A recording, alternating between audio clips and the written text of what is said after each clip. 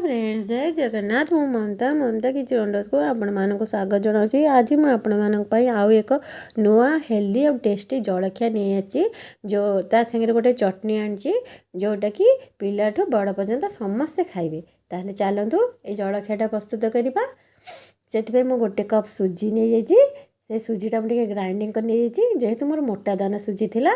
एबे half cup एठरे बेसन देदेबा किछि आलू ग्रेट करथिल ताकू देली गोटे गाजर को ग्रेट करथिल ताकू देली किछि कैप्सिकम छोट छोट काटिछि ताकू पकेबा गोटे फाळे बिलाती को छोट छोट काटि ताकू पकेली गोटे कंचा लंका टिक टिक करी ताकू पके देबा आ भुसुंगा पतर को भी टिक टिक करी काटि देछि ताकू पके देबा गोटे इंच अदा को ग्रेट करथिल ताकू पकेली गोटे चम्मच जीरा पके देली आ एठी स्वाद अनुसार लूण दे देबा टिके पानी देकी सब तक भलसे गोळे देबा। ये सब तो घोड़ा होगा एक घोड़ेद 5 मिनट रेस्ट छाड़देवा आम सुजीटा से भलसे फुलीज से भितर आम चटनीटा प्रस्तुत करवा। ये मुझे किसी धनिया पत्र आदा कंचा लंका आ चिना बादाम आ टिके तेंतुली नहीं आपण तेंतुली जगह दही नहीं पारे टिके लुण आ चीनी आ पानी देकी भलसे ग्राइंड कर कला लुण नहीं आपड़ चाहिए धड़ा लुण भी नहीं पारे।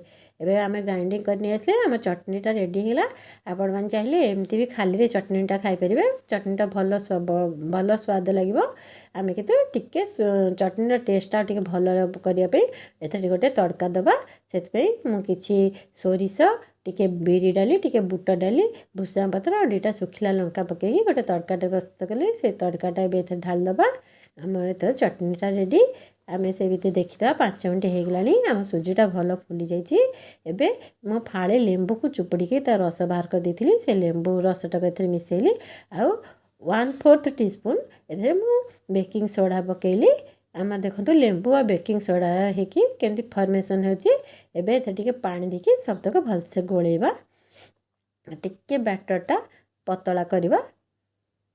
आपण बेकिंग सोडा जगह गोटे इनो दे पारिबे लेंबू और बेकिंग सोडा न देकी इनोटे दे पारिबे। एबे देखंतु माउ टिके पानी दे देकी एतिकी आमे बैटरटा पतला रखिया बेसी पतला करवानी।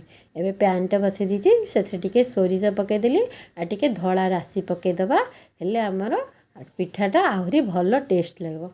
एबे गोटे डंका आ टिके अध डंका खंडे देबी दे देकी एगो बेसी मोटा कि बेसी पतला करवानी एति मु जो साइज देखौछि आपनको सेति पतला आमे करके पिठाटा पकेबा।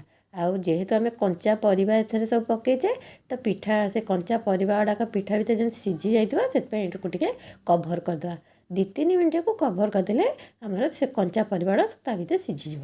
एबे देखंतु टिके कलर आसीगलानी केमती एबे आम या ऊपर टिके पिठा पर टिके तेल पकेदेबा तापर आरपट साइड को लेवटे देबा। देखो गोटे पट साइड भलसे होगलानी बर्तमान आरपट साइडटा को भी सेपरी घोल सेकिदेबा 2 पट साइड होगला। देखो आम पूरा पिठाटा रेडी सेपरी अन्य पिठा गुड़ाक करदे।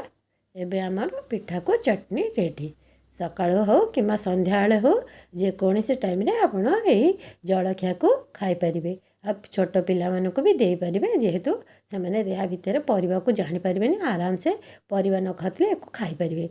यदि आपको मोर ये रेसिपी भल लगे ताले मो चैनल को लाइक सब्सक्राइब शेयर करूँ पाखे थिया बेल आइकन को प्रेस करूँ ताले मोर नुआ नुआ वीडियो नोटिफिकेशन आपण पाखे पहुँच।